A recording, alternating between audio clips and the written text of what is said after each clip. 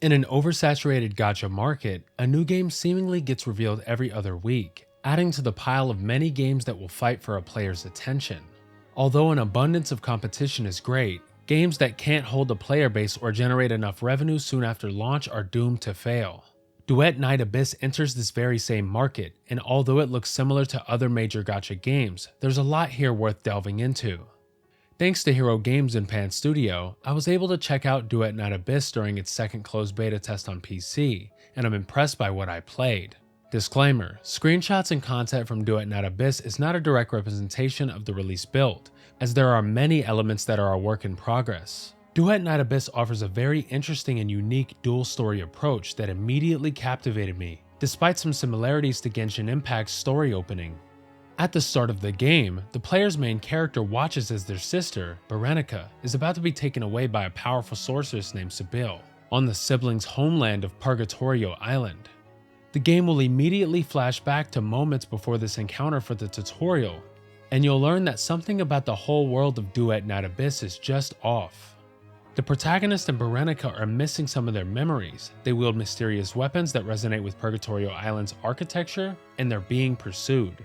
Not only that, but there's strange monsters all over the place called Filthoids, whose origins are actually quite dark.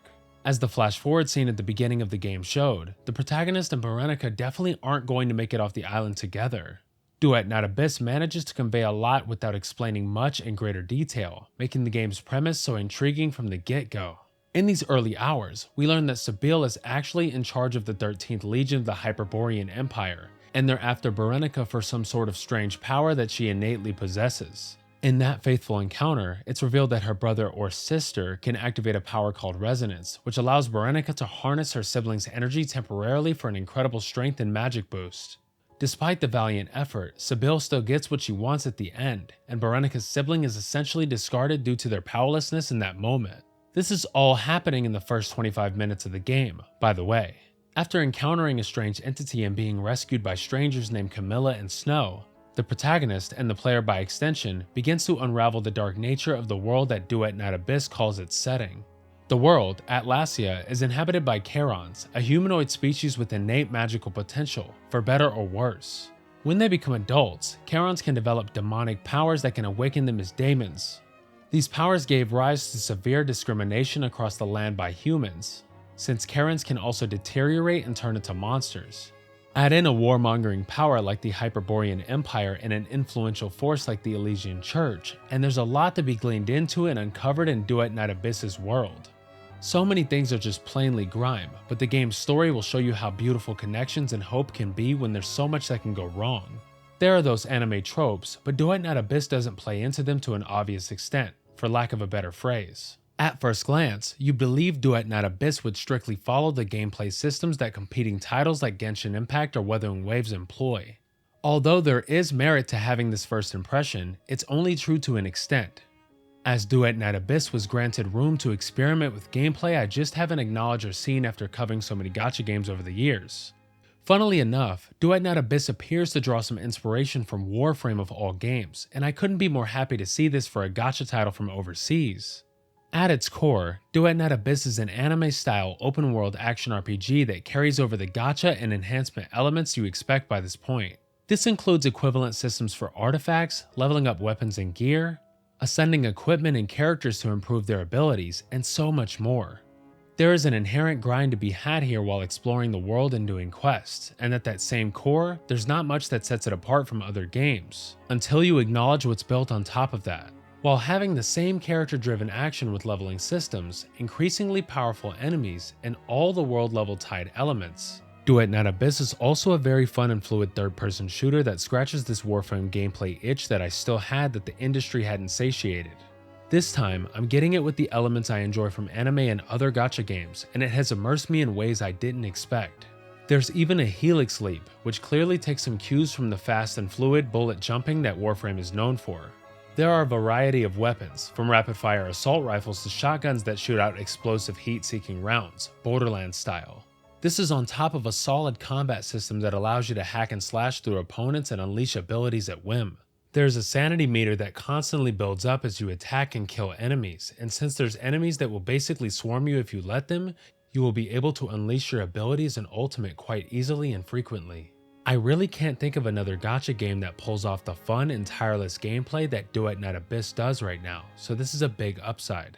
During the closed beta test phase, Duet Night Abyss showed me that they're really not reinventing the wheel when it comes to monetization, nor are they amplifying their practices in a way that would negatively impact free-to-play gamers. There are gacha banners to pull from with an increasing likelihood of pulling a 4 or 5-star character, and there are shops to trade in Proxene, the game's equivalent to Primo Gems or free obtainable currency, for currency that can be used to pull from said banners.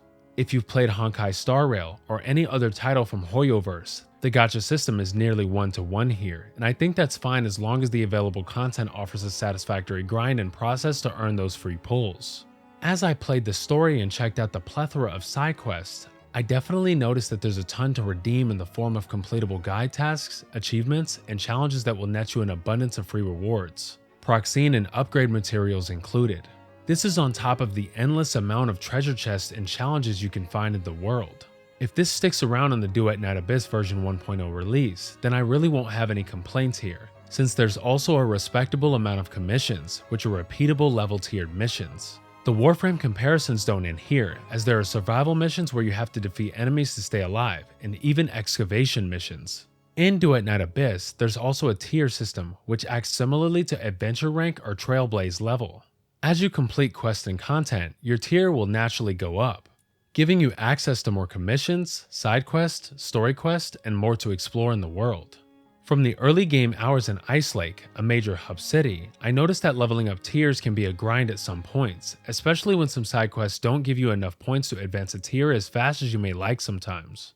Despite that, there's just so much content offered here that the thought of having to consider pulling for a character rarely crossed my mind.